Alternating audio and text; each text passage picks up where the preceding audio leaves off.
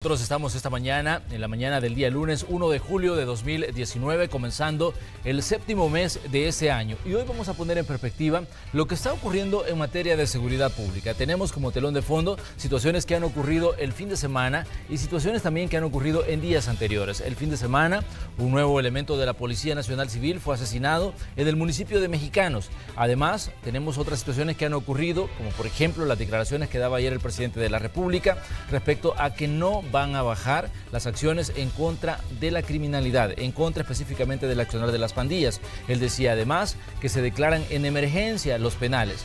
Otras situaciones que han ocurrido en los últimos días son lo que ha pasado con el tema de la ONG Asocambio, que estaba manejando las tiendas en los centros penitenciarios. Además, el programa de brazaletes, que también ha saltado a los medios de comunicación. Sobre esto vamos a estar hablando hoy, pero vamos a poner otros elementos en perspectiva. Luego le damos la bienvenida al señor ministro de Justicia y Seguridad, que ya se encuentra con nosotros aquí en el espacio de la entrevista de Hechos AM. Son las imágenes del momento en el que el ministro de Justicia y Seguridad Pública, Rogelio Rivas, llegó a la Fiscalía General de la República a interponer un aviso por supuestas irregularidades cometidas por la administración anterior de la Dirección General de Centros Penales. Y es que el miércoles, en una rueda de prensa, el presidente de la República, Nayib Bukele, reveló que las tiendas institucionales de los centros penitenciarios eran administradas por una ONG denominada como Asocambio, y cuyo representante era el exministro de Justicia y Seguridad Pública, Mauricio Ramírez Landaverde. Bukele reveló que las ganancias, que rondan los 14 millones de dólares, nunca fueron auditadas por la Corte de Cuentas de la República. Además, denunció que la Dirección de Centros Penales fue entregada con un déficit durante la administración anterior, por lo que pronto contratarán una auditoría e interpondrán un aviso ante la Fiscalía General de la República. También el presidente aseguró que existen algunas irregularidades en la compra de brazaletes para los reos en fase de confianza, pues señala que no se han utilizado ni la mitad de los adquiridos y que no están funcionando tal y como se habían planteado, por lo que también enviarán esta información a la Fiscalía para que realice las investigaciones pertinentes. Es importante mencionar que la Dirección General de Centros Penales ha estado en la opinión pública en los últimos días, luego de la implementación del Plan Control Territorial, pues esta administración asegura estar logrando que realmente se bloquee la señal de telefonía en estos lugares, promesa que, según dicen las actuales autoridades, los gobiernos anteriores no cumplieron. Esta mañana, en la entrevista de Hechos AM, conversaremos sobre estos y otros temas de seguridad. ¡Comenzamos! Esta mañana de 1 de julio le damos los buenos días al señor ministro de Justicia y Seguridad, Rogelio Rivas, quien nos acompaña aquí en el espacio de la entrevista. Ministro, un gusto recibirlo en este espacio. Gracias por hacernos espacio en su agenda. Muchas gracias, Manuel, y por supuesto un saludo a todos sus televidentes. Ministro, ¿cómo definiría usted la situación que se está atravesando en este momento en la lucha contra las pandillas? Hemos visto lo que ha pasado el fin de semana, hemos visto las acciones de desarrollo y de control territorial. ¿Cómo definiría usted este momento en específico? Bueno, mira, Manuel, hablar de seguridad pública en el pasado significaba, tú te recuerdas los presidentes que implementaron el manudurismo en el país, que solamente enfocaron sus esfuerzos en el combate a la delincuencia, llenaron los centros penales y convirtieron los centros penales en verdaderos centros de inteligencias de las pandillas. Se olvidaron de trabajar en la reinserción. Si se hubiese enfocado hace más de 30 años los gobiernos en el tema de la reinserción, otro sería el esquema y el panorama que estuviéramos nosotros enfrentando actualmente. Además, también no combatieron el tema de las extorsiones y lo que vinieron a hacer es, ahora las pandillas, producto de las extorsiones, son grupos realmente fortalecidos y que tienen cierta sofisticación en cuanto al tema de la delincuencia. Ahora, ¿qué estamos haciendo nosotros con el Plan Control Territorial? El Plan Control Territorial justamente lo que busca es venir y golpear el tema de las finanzas de las pandillas. En eso estamos enfocados. Por eso es que hemos desplegado a un grupo de tarea conjunta entre la Fuerza Armada y la Policía Nacional Civil en un corredor logístico importante que es donde representa casi el 80% de las extorsiones de las pandillas. Por eso es que nosotros nos hemos desplegado en los centros históricos y en aquellas ciudades en donde hay una mayor actividad comercial, porque es ahí donde las pandillas se estaban enriqueciendo y producto de ellos se estaban sofisticando en el tema delictivo. A eso es lo que busca el Plan Control Territorial, golpear las finanzas de las pandillas. Inicialmente el plan contemplaba la intervención de 12 municipios, luego la semana pasada el presidente solicitó que se extendiera a 4 municipios más y desde ayer en la conferencia de prensa en la que ustedes estuvieron presentes dijo que también interveniéramos con Cojutepeque. Y el caso de La Gloria en particular, que también se ha desplegado un esfuerzo importante para el control de toda esa segmentación de mexicanos. Es decir, estamos nosotros golpeando hoy por hoy las finanzas de las pandillas, no solamente con la presencia territorial, sino que también venimos haciendo un trabajo de inteligencia en donde venimos ya armando todas estas estructuras dedicadas a la extorsión y pronto vamos a estar dando noticias y golpes en cuanto a eso. Pero, ministro, hasta ahora, bueno, el presidente decía ayer que no está interesado pues, en que se diera esto como una guerra contra las pandillas. Les decía incluso desarmen esas estructuras podridas y váyanse a su casa, que ya se acabó y que ya no se hable más de MS, que ya no se hable más de 18, pero las pandillas obviamente pues son estructuras, como usted lo decía, organizadas, estructuras que tienen, digamos, un ingreso millonario en extorsiones y seguramente pues no estarán tan dispuestas a irse a su casa de una forma tan fácil, ¿no? Por supuesto, mira, hay que aclarar que hoy por hoy los cabecillas de estos grupos terroristas no tienen ya ninguna comunicación hacia el exterior. Es decir, hemos logrado tener ya un control como gobierno de los centros penales y ahora no sale ya ninguna orden de estos cabecillas hacia los territorios. Eso es muy importante con todo lo que ustedes han visto del movimiento interno que hemos hecho de traslado de reos. Ya hemos con la CIGET certificado todos los centros penitenciarios y ya tenemos el control de que no hay ninguna llamada hacia el exterior. Solamente estamos terminando de implementar algunos protocolos para tener ya el 100% como gobierno el control sobre estos centros penales. ¿Qué es lo que está sucediendo ahorita? Es decir, las pandillas ahorita no están recibiendo ninguna directriz de los centros penales. Como te dije, los centros penales se habían convertido en verdaderos centros de inteligencia, logísticos y de operador de las pandillas y sobre todo que tenían la exclusividad de tener centros penitenciarios para cada grupo específico de las pandillas. Ahora no, ahora están compartiendo el mismo recinto. Lo que hemos tenido han sido acciones producto de la desarticulación que hemos tenido. Lamentamos el hecho de el día sábado que falleció el agente en La Gloria. El agente tenía un restaurante y lo que hacían era que iban a asaltar el restaurante. Es decir, ellos no iban porque sabían que eran policías, sino que fue un hecho fortuito de asalto en la zona de unos grupos que son colaboradores de la MS que días atrás venían también delinquiendo en Ciudad Delgado.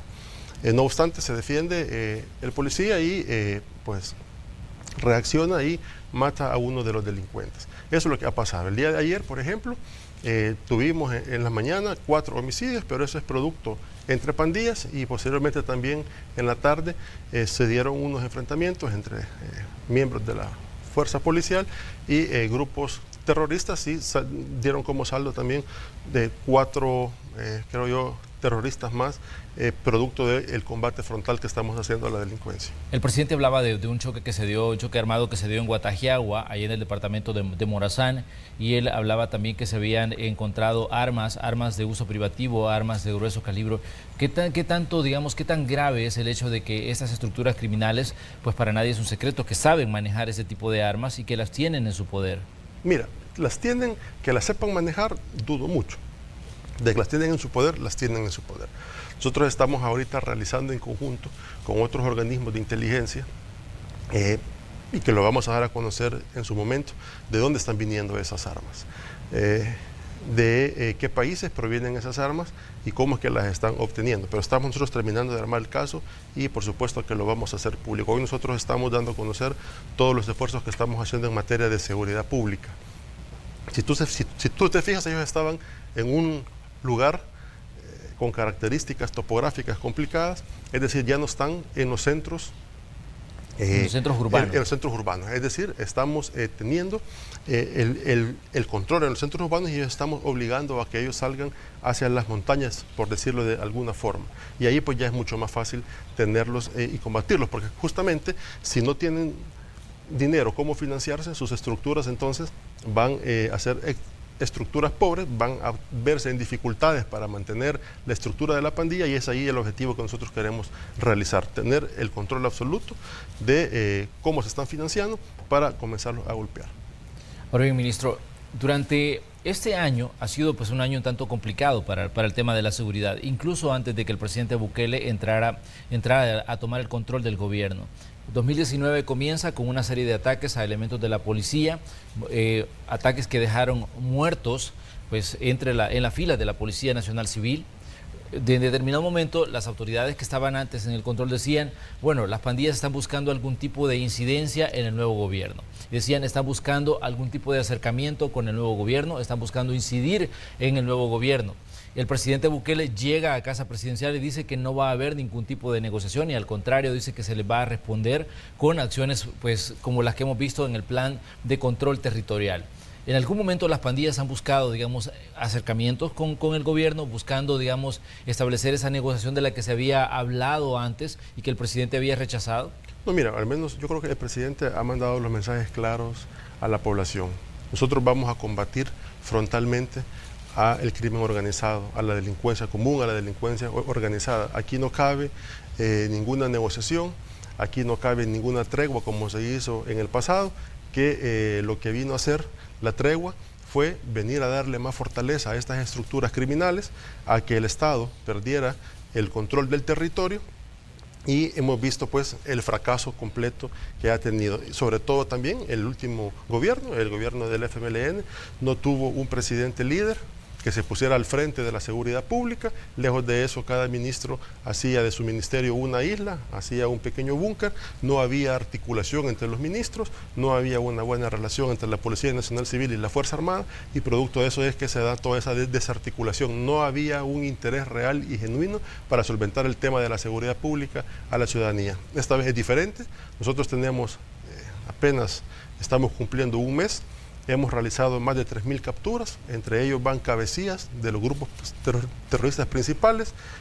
También ahí hay gente de delincuencia común, pero sí hemos asestado golpes importantes a estas estructuras. Bueno, el fin de semana tú has visto, después del hecho que nos sucedió el día viernes por la noche, que secuestran un bus y que lamentablemente violaron a 2 mujeres trabajadoras de las maquilas que están ahí en American Park.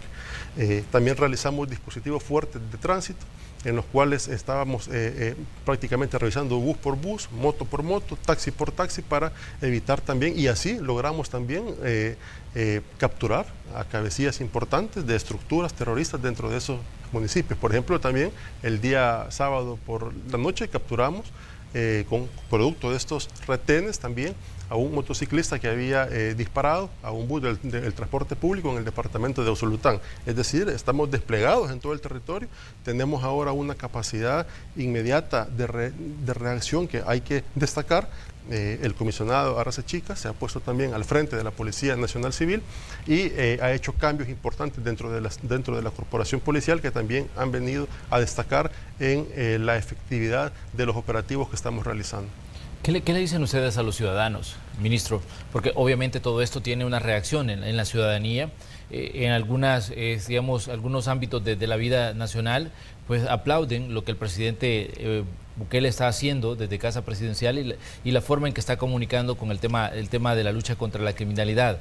En otros sectores hay escepticismo y en otros pues hay temor de una represalia de las pandillas y que esto pueda arreciar de alguna forma la violencia. Pero usted como en este caso, como cabeza en materia de seguridad pública, ¿qué le dice al ciudadano que nos está sintonizando esta mañana? Bueno, mira, yo le digo al ciudadano que se sienta tranquilo.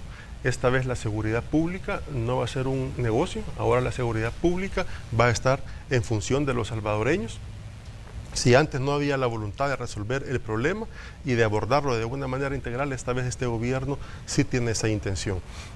Si tú te has fijado, esta primera fase del plan ha sido el control del territorio, el golpear las finanzas de las estructuras criminales, pero posteriormente también viene una apuesta importante en cuanto a la reinserción, porque si no, no estamos haciendo nada como gobierno.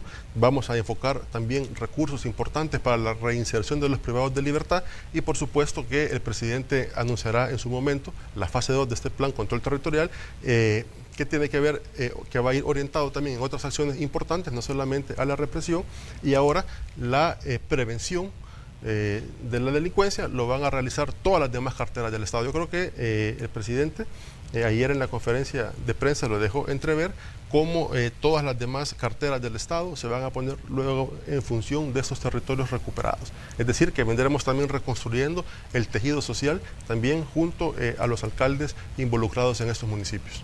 Ahora bien, el presidente decía, vamos a mantener la emergencia en las cárceles, e incluso mandaba un mensaje directo a los miembros de las estructuras de pandillas. Les decía que si sus líderes quieren ver el sol, tienen que bajar el tema de los homicidios. Quisiera que nos explicara, digamos, qué comprende esta decisión de mantener la emergencia en las prisiones. Bueno, mira, la emergencia se decreta a raíz que el gobierno no tenía control alguno sobre los centros penitenciarios. Cuando me refiero a gobierno es cómo recibimos nosotros el gobierno. Cuando asume el viceministro de Justicia y director de centros penales ad honorem, nos percatamos que todavía en todos los centros penitenciarios había señal hacia el exterior. Nosotros buscamos al superintendente de Electricidad y Comunicaciones, quien también nos ayudó a articular con todas las operadoras de telefonía para garantizar y tomar todas las acciones necesarias para que no existiese ninguna comunicación hacia el exterior de los centros penales. Y las compañías telefónicas nos dijeron que ellos no habían podido realizar un trabajo exitoso en el anterior gobierno porque el gobierno no le daba las facilidades para poder ingresar a los centros penales. Es decir, había un divorcio entre el gobierno y las operadoras, lo que conllevó a que la señal, incluso en algunos centros penales, lo hemos detectado ahora que hemos realizado las inspecciones. Fíjate tú que hemos encontrado este tipo de módem en los centros penales. Esto es específicamente en el centro penal de Ilopán, en cárcel de mujeres. Esto estaba un router que venía a alimentar la zona de donde estaban los privados de libertad, y lo que te demuestra es que sí había una comunicación. Entonces, por eso es que se decreta justamente el estado de emergencia.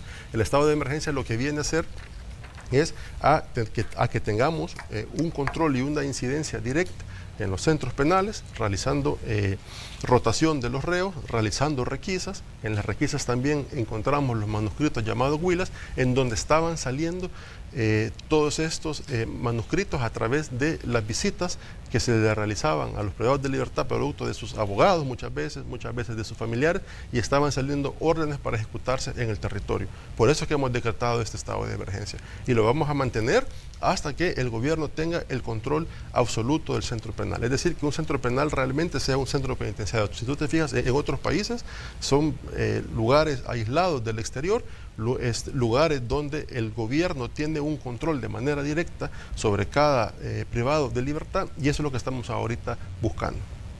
También vamos a instalar también otra tecnología dentro de los centros penales que viene producto de la cooperación internacional, que nos va a ayudar también a tener un mejor control. Entonces estaban saliendo el 80% de las órdenes, estaban saliendo desde las cárceles para ejecutarse en el territorio. Ahora, teniendo nosotros el control, estamos asegurando que esas órdenes que salían antes, ese 80% de órdenes no se realicen. Y ahora con los operativos que estamos realizando en los núcleos de mayor concentración poblacional, en los centros históricos, nos va a permitir que realmente el gobierno también tenga control de los territorios, tener un control sobre las extorsiones, y poco a poco la gente, así como ya lo notó y te lo demuestra, cuando ustedes piden las diferentes opiniones públicas que van a Salvador del Mundo, que van al área del Boulevard de los Héroes, la gente está de acuerdo y en favor de estas medidas. Y ya comenzaron también a palpar reacciones positivas en torno a este plan.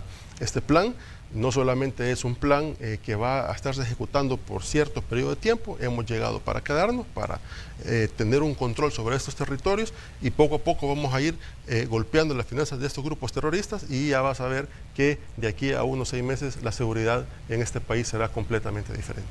Ministro, cuando se hablaba del tema del bloqueo de las comunicaciones desde las cárceles, Vimos en la administración anterior que como parte de las medidas extraordinarias que se implementaron en 2016 se dijo que iba a escribirse una nueva historia con el tema digamos, de la comunicación de las cárceles, y se habló del bloqueo en los centros penales. Hubo también reuniones con los ejecutivos de las empresas de telefonía, pero ahora vemos que la situación era totalmente diferente, que siempre existía, digamos, alguna forma de comunicación a través de plataformas electrónicas, porque se decía incluso de que en algunos tramos digamos, de los centros penales había incluso señal de internet. E incluso se había detectado reos que actualizaban sus perfiles en redes sociales desde las prisiones y que tenían comunicación con gente de fuera a través de las mismas redes sociales. ¿Quién mintió, ministro? ¿Quién es el responsable de esto, digamos, en el que se decía estamos bloqueando la señal, pero al final teníamos esto de que los reos actualizaban sus perfiles en redes sociales desde la cárcel? Mira, es una verdadera incompetencia de parte de los funcionarios de la anterior administración.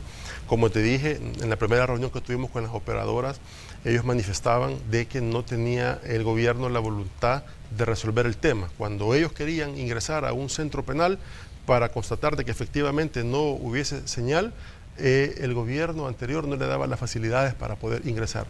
Cuando hacían una readecuación en un centro penal, porque tú sabes de que estos son equipos que se instalan de manera estratégica en todo el perímetro, claro. Cuando hacían una ampliación o hacían una adecuación al centro penal, no lo notificaban. Entonces quedaban áreas en donde había cobertura, y lo que permitía tener comunicación hacia el exterior. Ahora hemos certificado con la CIGETA, ahora cada centro penitenciario es certificado, es decir, ahora sí tenemos la plena seguridad que no está saliendo ninguna señal hacia el exterior. No obstante, también hemos realizado las gestiones necesarias a través del superintendente para que también esas operadoras telefónicas vamos a montar un nuevo esquema, un nuevo centro de monitoreo que nos va a permitir estar midiendo las 24 horas en tiempo real que efectivamente no haya señal dentro de los centros penales. Eso lo que va a conllevar es a que garanticemos que no están saliendo órdenes de ahí. Imagínate que te voy a contar algo. La semana pasada ya iba un privado de libertad, ya quedaba completamente en libertad, había finalizado todo su proceso, así es. Pero nos percatamos a través de la inteligencia de centros penales que llevaba 26 huilas, es decir, 26 manuscritos en plástico que los había ingerido y los llevaba en su estómago, que eran 26 órdenes que se iban a ejecutar en el territorio. Hemos también dado y girado la instrucción a centros penales en que en las tiendas, a su cambio, que creo que es un tema que lo vamos a abordar más adelante, claro que sí, no se venda plástico, porque en los plásticos estaban mandando cifrados los mensajes hacia el exterior y no te los mandan escritos digamos, para que tú los entendas de manera fácil, sino que van con claves y tenemos expertos de la policía cifrando todas esas huilas. Y hemos interceptado algunas el fin de semana en donde los cabecillas de estos centros penales se sienten desorientados, manifiestan no tener ya una forma de comunicación hacia el exterior y que no saben cómo comunicarse hacia el exterior. Es decir, que estamos garantizando que estas medidas han sido realmente exitosas y que tenemos un mejor control de los centros penales y, por supuesto, un mejor control de los territorios. Ahora bien, ministro, hubo traslados también el fin de semana de reos de centros, digamos, de menor control al de máxima seguridad. Digamos, ¿qué tantos cambios se va a hacer, digamos, en estos traslados de reos? Y si son todos aquellos que ustedes consideran son cabecillas de estructuras los que se están moviendo para máxima seguridad en Zacateco. Así es, mira, es que hoy los cambios van a ser de manera constante. Es decir, no vamos a permitir que que llegue darte un ejemplo, un privado de libertad a un centro penal y que agarre comodidad en 6 meses, se siente en zona de confort, que tenga bien estudiado el centro penal. Ahora no, ahora en un periodo X de tiempo vamos a estar haciendo los movimientos para estar desorientándolos, tener un mejor control en los territorios, y estas son acciones que se van a hacer de manera constante durante toda esta administración. Ahora bien, digamos, ¿pero qué trabajo van a hacer con los custodios? porque hasta cierto punto ha habido un problema también ahí. Aparte de los riesgos que corren algunos custodios, también ellos son vehículos para sacar información de los centros penales y también pues son en determinado momento blanco de ataques y otra serie de circunstancias, porque ellos viven en este mundo donde funciona, digamos, el penal, donde están en contacto con los reos y que en determinado momento se puede dar algún tipo de relación y algún tipo de contacto hacia afuera a través del cuerpo de custodio. Por supuesto, y de hecho no descartamos de que en el pasado se haya dado. De hecho nosotros estamos ya, justamente de eso estábamos hablando ayer con el viceministro de Justicia, que es el encargado de los centros penales, que tomemos ya también una acción en cuanto a la investigación de nuestros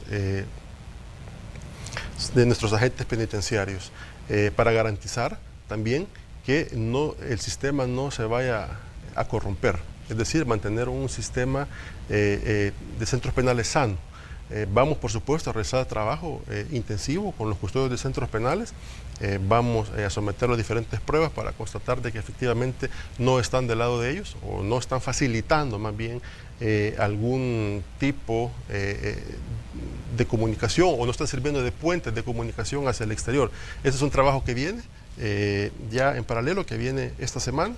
Aparte también de todos los movimientos que estamos haciendo dentro de los centros penales y todas las secciones, vamos a continuar con las requisas, por ejemplo, porque ahí siempre encontramos chips de celular, baterías de celular, encontramos las famosas huilas, encontramos también armas blancas, para ir garantizando también que estos privados de libertad también estén de una manera más controlada, y también vamos a venir trabajando de manera paralela en la reinserción del privado de libertad, que ese es un proyecto que vamos a dar a conocer ya en los días siguientes, porque también tenemos que ver la forma de cómo reinsertamos después de que cumplen sus penas toda esta población y que realmente salgan a ser productivos, que no salgan nuevamente a delinquir. Muchas veces salen con la buena intención, pero como no encuentran una oportunidad de empleo, vuelven a caer y luego es un círculo vicioso y vuelven nuevamente al centro penal y es algo que no para, es un sistema. Por eso yo decía que los gobiernos anteriores hacían un mal abordaje en cuanto a la seguridad pública, porque no la miraban de manera integral. Es decir, está bien, dedícate y combate frontalmente la delincuencia, pero también da una válvula de escape, porque si no también eso te va a generar al final más problemas, te va a generar un círculo vicioso que no vas a salir nunca de él. Pero en un análisis rápido de lo que pasa con el tema de las pandillas y su financiamiento, ministro, también es de recordar la cantidad de dinero que se mueve a través de las extorsiones. Un reo sale, aprende un oficio en una prisión, pero obviamente no va a tener ese nivel de ingresos que tenía cuando digamos, estaba en la clandestinidad, estaba en el mundo del crimen, cuando estamos hablando de que sus ingresos son de millones de dólares, por lo menos para quienes tienen hasta cierto punto cargos de cabecilla. Se sabe a través de las operaciones que se han hecho contra las estructuras de las pandillas, que hacen grandes inversiones y que compran incluso establecimientos para tenerlos como, digamos, como fachada de las mismas estructuras. Se ha incautado hasta, en este caso, moteles y lugares donde se supone que fueron comprados con dinero producto de la misma extorsión. Bueno, pero es que eso es lo que nosotros estamos haciendo, combatiendo justamente la extorsión. Es decir, ahora el que salga ya no va a tener posibilidad de poder salir a extorsionar, porque ya la Policía Nacional Civil tiene el control de los territorios. Ahora como gobierno tenemos un control en los territorios. Por eso es que nos hemos desplegado en estos 17 municipios, porque son el corredor logístico en donde las pandillas obtienen un mayor financiamiento para sus estructuras criminales. Y eso es lo que vamos a golpear. Y ahí es donde vamos a comenzar a debilitar a las pandillas, porque les vamos a cortar el flujo de efectivo. Cortando el flujo de efectivo, tú sabes que a cualquier organización, si tú le quitas el flujo de efectivo, te la termina siempre, ¿verdad? Imagínate que aquí en este canal no tuviesen anunciantes, te estás cortando un flujo importante para el canal y difícilmente te vas a ver en posibilidades de mantener el mismo aparataje logístico con el que tú das el servicio. Muy bien, vamos a hacer una pequeña pausa comercial, pero les invitamos a ustedes a que sigan con nosotros. Estamos conversando con Rogelio Rivas, ministro de Justicia y Seguridad. ¿Qué otros temas están en las agendas? La semana anterior se hizo una petición a la Asamblea Legislativa de 31.4 millones de dólares para fortalecer este plan de control territorial. ¿Qué dicen los diputados y qué dice el ministro? Lo vamos a conocer cuando regresemos de la pausa. Además, están otros temas en investigación, el manejo de las tiendas penitenciarias y el tema de los brazaletes. Eso también forma parte de la conversación que sostenemos hoy con el titular de Seguridad Pública. Regresamos enseguida.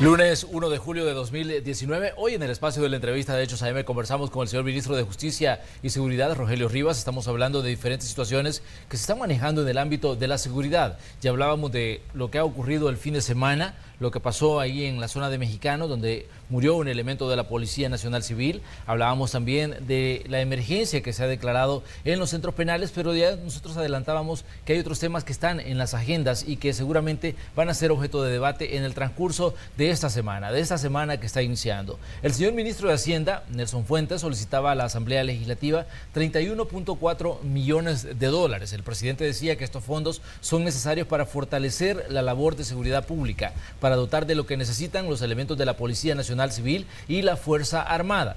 Ministro, ¿cómo ven ustedes el panorama en la Asamblea sobre esta petición de fondos? Algunos diputados han dicho, sí, nosotros vamos a votar por esos fondos porque consideramos que es lo necesario para que se fortalezca el tema de seguridad. Pero también hay otros que dicen, tenemos que estudiar bien lo que se está pidiendo y si es necesario requerir información, lo vamos a hacer.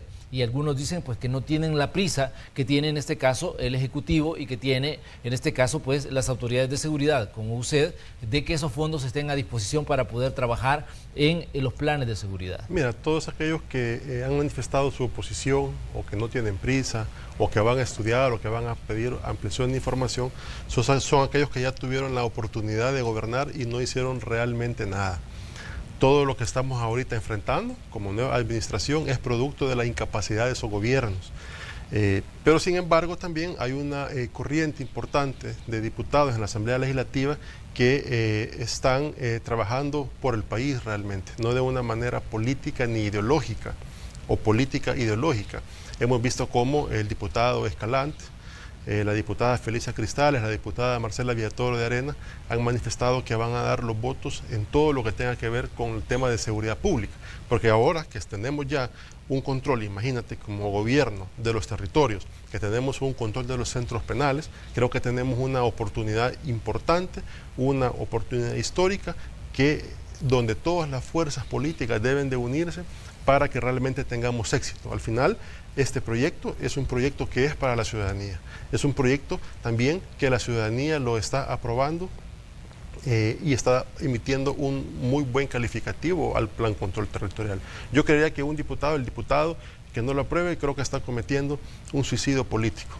Y ya en el 2021 entonces la ciudadanía se dará cuenta de quién está apoyando el gobierno del presidente Nayib Bukele, de quién está apoyando el Plan Control Territorial y esperamos que esta semana ese crédito sea aprobado. Eso es un crédito muy importante que viene, es un refuerzo presupuestario que viene a apoyar a aquellos elementos de la Policía Nacional Civil y de la Fuerza Armada que están trabajando en el Plan Control Territorial. Es para mejorarle sus condiciones laborales, para que tengan un mejor clima de trabajo, que no les haga falta nada, digamos, en el tiempo en que ellos están trabajando en los territorios. Bien, es un refuerzo que viene para la alimentación, va también un pequeño refuerzo para mejorar y remodelar algunas delegaciones, subdelegaciones y puestos policiales que ya lo requieren. Y también vamos a presentar un proyecto muy bonito, aparte después de haber tocado el tema de la reorientación de estos fondos en la Asamblea Legislativa, y que es que todos los bienes incautados por el CONAV, producto de actividades terroristas, de actividades de narcotráfico, todas esas propiedades que se incauten van a pasar también a formar parte de la corporación policial y las vamos a adecuar para que sean delegaciones de la Policía Nacional Civil. Pronto vamos a inaugurar una, les vamos a estar dando la noticia, así como lo hicimos en Apopa, que en 24 horas, reparamos un puesto policial que había sido destruido por grupos terroristas y que ahora es un verdadero puesto policial en donde operan y trabajan miembros de la Fuerza Armada y miembros de la Policía Nacional Civil. Y esto lo vamos a impulsar con la gente de Azocambio. Vamos a mejorar muchas instalaciones de la Policía Nacional Civil a través del proyecto Yo Cambio.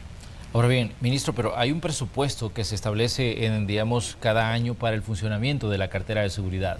Además, le sumamos que hay un impuesto que se está pagando a través de los servicios de telefonía y que buscaba reforzar el tema de seguridad.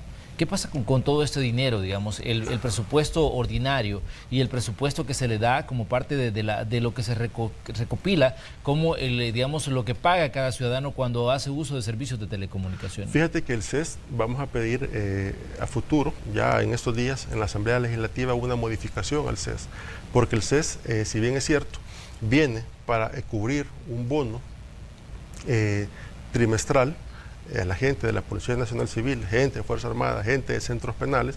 Vamos a pedir de que realmente estos fondos vayan exclusivamente a los miembros de la corporación policial, que vayan exclusivamente a la Fuerza Armada.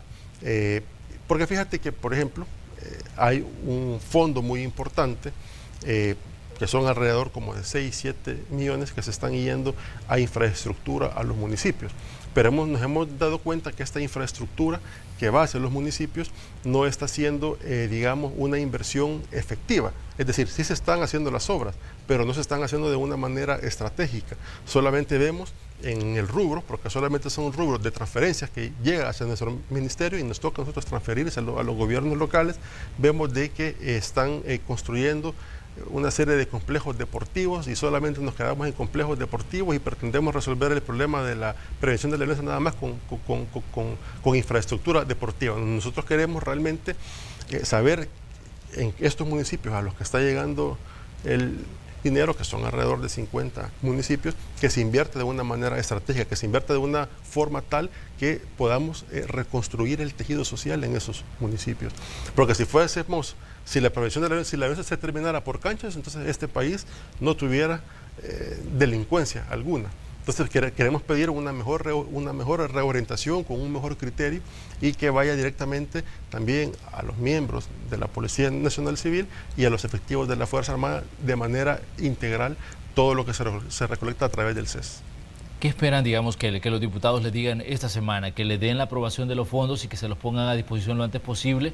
¿Qué pasa si el tema se prolonga y entra en un debate largo? Porque recordemos que Arena tiene 37 diputados, el FMLN tiene 23, entre ellos dos suman una más que una mayoría calificada, son 60 legisladores los que suman entre Arena y el FMLN. Gana, que es, digamos, el partido en la asamblea con el que cuenta el presidente, solo tiene 10, y algunos otros partidos que tienen, digamos, no una representación tan fuerte.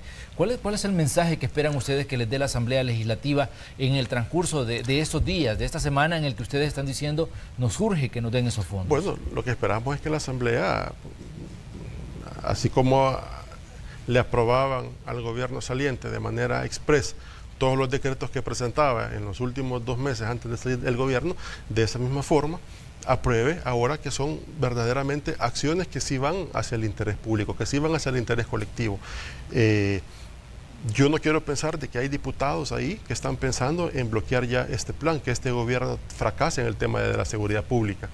Al final, actuando de esa forma, lo que estamos haciendo es atentando contra el pueblo salvadoreño.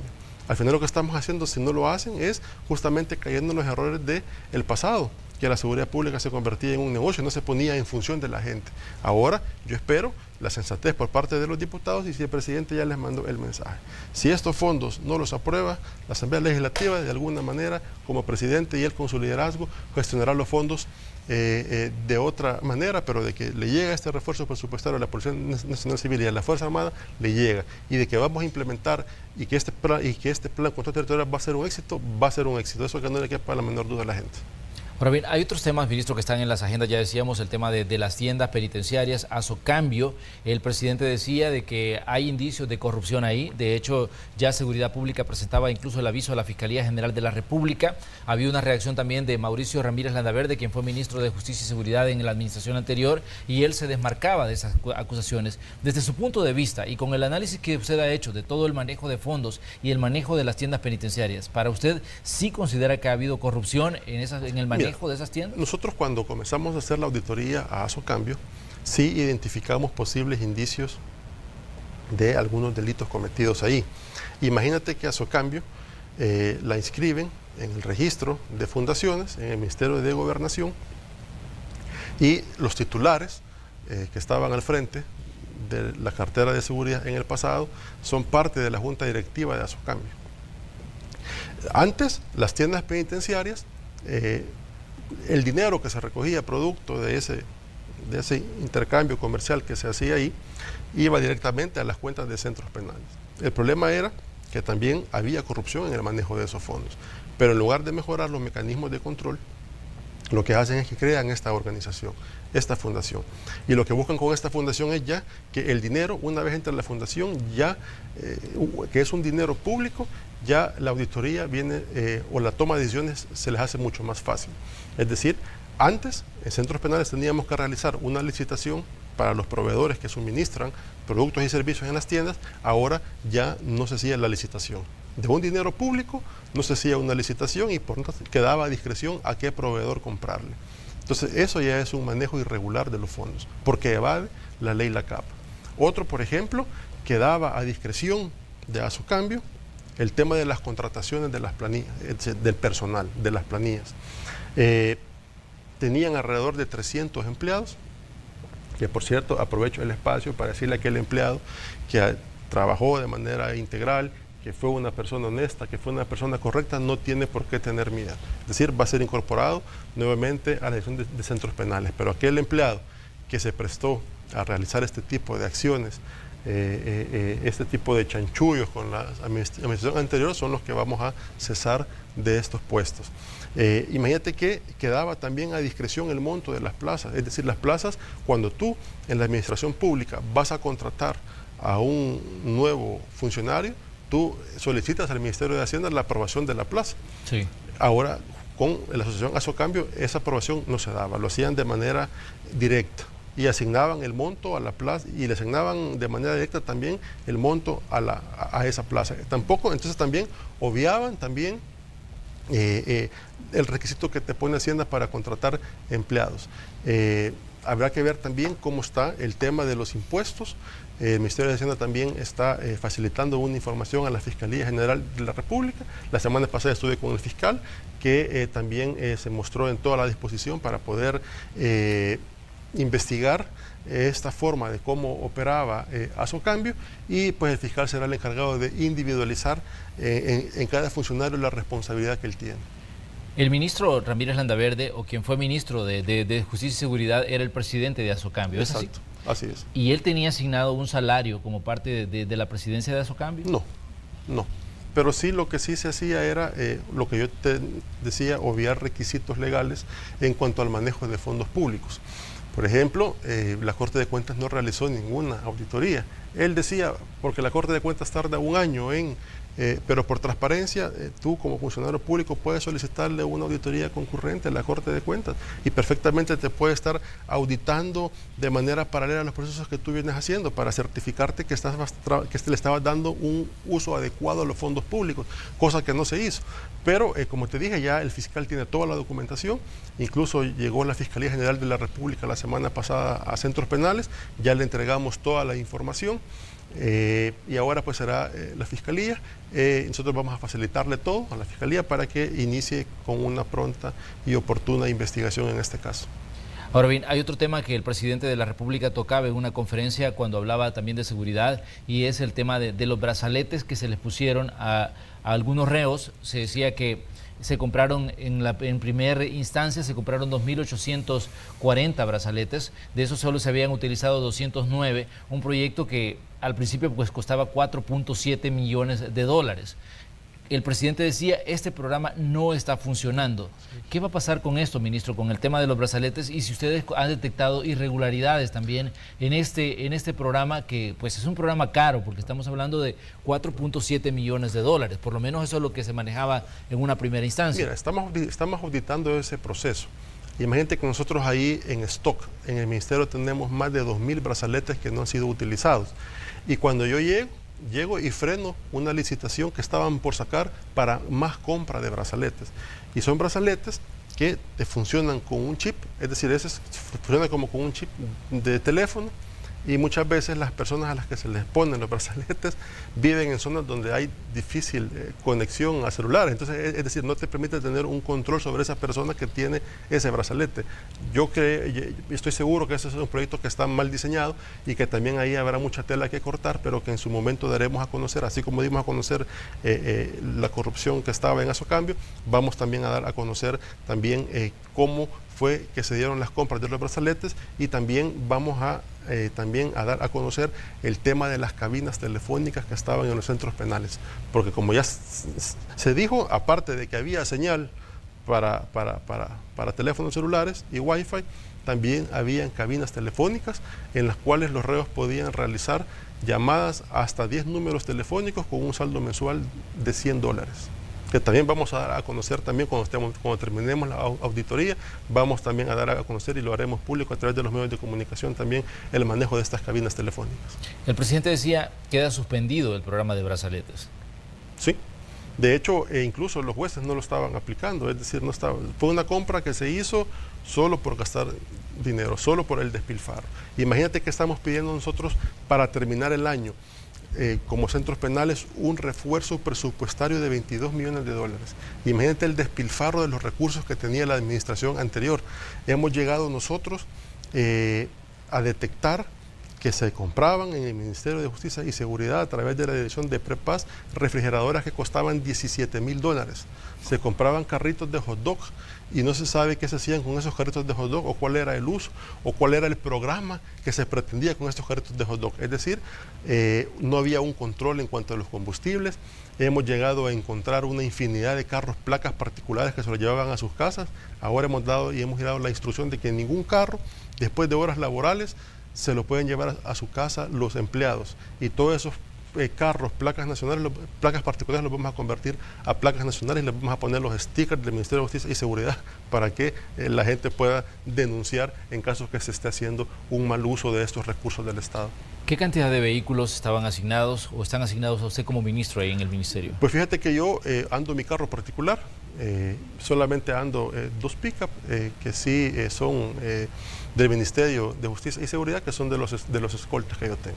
Pero mi carro es mi carro personal que yo ando. Pero en la administración anterior, ¿cuántos vehículos estaban asignados? Mira, ahí habían 2 viceministerios y estaba el ministro, había una serie de camionetas ahí de lujo parqueadas que habrán andado por alrededor de los 10 vehículos aproximadamente, solamente para el despacho del ministro y los 2 despachos viceministeriales. Ahora bien, ministro, ¿qué va a pasar, digamos, con el tema de los reos que ya tienen estos brazaletes y que ya están, digamos, fuera de las prisiones? Porque hemos visto casos en los que ustedes, como autoridades de seguridad pública, han dicho, miren, esto no funciona. ¿Por qué? Se detalló el caso de un reo que estaba acusado de extorsión y que salió y que le pusieron el brazalete y que ahora está acusado de homicidio. Otro caso de un reo que se quitó el brazalete y ahora es prófugo de la justicia. En los operativos en la zona occidental vimos a un reo que lo detuvieron por otros delitos y estaba pues justamente con el dispositivo puesto en el pie. Mira, estamos revisando la tecnología de estos brazaletes y los estamos comparando con la especificación técnica de la licitación. Si nosotros llegamos a detectar de que esos dispositivos no están cumpliendo con las especificaciones técnicas que se requirieron en su momento, y como es un contrato con un proveedor, vamos a hacer efectivas las garantías de fiel cumplimiento. Pero eso lo va a decir el proceso de auditoría que nosotros estamos realizando.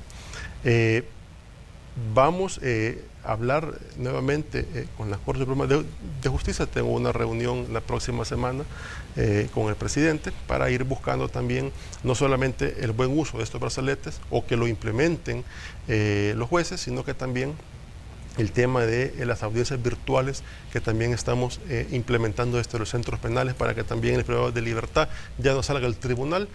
Con eso ya nos garantizamos que no sale también ninguna orden al exterior, sino que se hace desde una cabina especial en el centro penitenciario, conectado vía conferencia con los juzgados ya especializados que llevan cada caso. El presidente decía, queremos que se unan también los encargados de administrar justicia, es decir, los jueces a esta cruzada que tenemos contra la criminalidad, porque se dice en muchas ocasiones que se captura a X cantidad de reos, luego pasan a la orden del juez, pero muchos salen en libertad.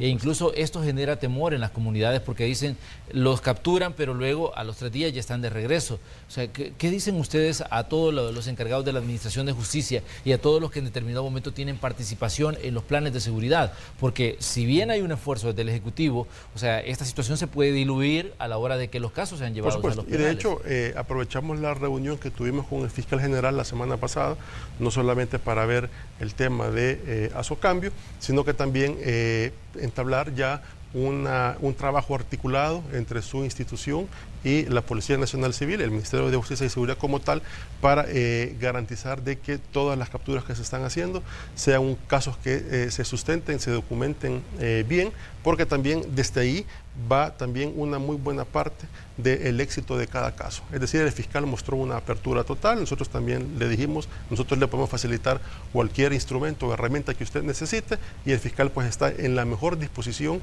de colaborar también con Seguridad Pública para que estos casos sean un éxito y que logremos una condena efectiva.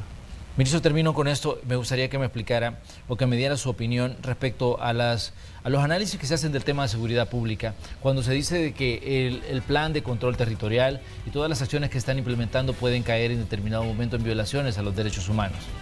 Pues mira, nosotros estamos actuando con los protocolos de actuación, valga la redundancia, que se tienen. Es decir, nosotros lo que estamos haciendo son acciones que están contempladas dentro de la legislación, los movimientos de centros penales está contemplado bajo un protocolo de actuación y también tenemos que ponernos también a pensar en función de los derechos humanos de la gente que también se vería afectada si nosotros tampoco no realizamos este tipo de acciones.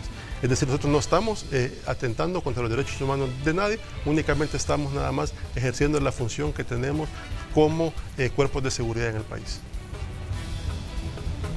Bueno, ministro, le queremos agradecer que nos haya dedicado este espacio en su agenda. Obviamente sabemos que hay mucho que decir sobre el tema de seguridad pública. Usted bien lo señalaba, tenemos un mes trabajando y esto pues apenas está comenzando. Seguramente en el transcurso de los meses habrá mucho más que hacer y habrá mucho más que discutir sobre el tema. Pero esperamos recibirlo a usted aquí para que nos venga a explicar, digamos, cada paso que se va dando y cómo se va ampliando el plan de seguridad de la administración del presidente Nayib Bukele. Por supuesto, Manuel, gracias a Canal 12, gracias a ti por el espacio, la oportunidad.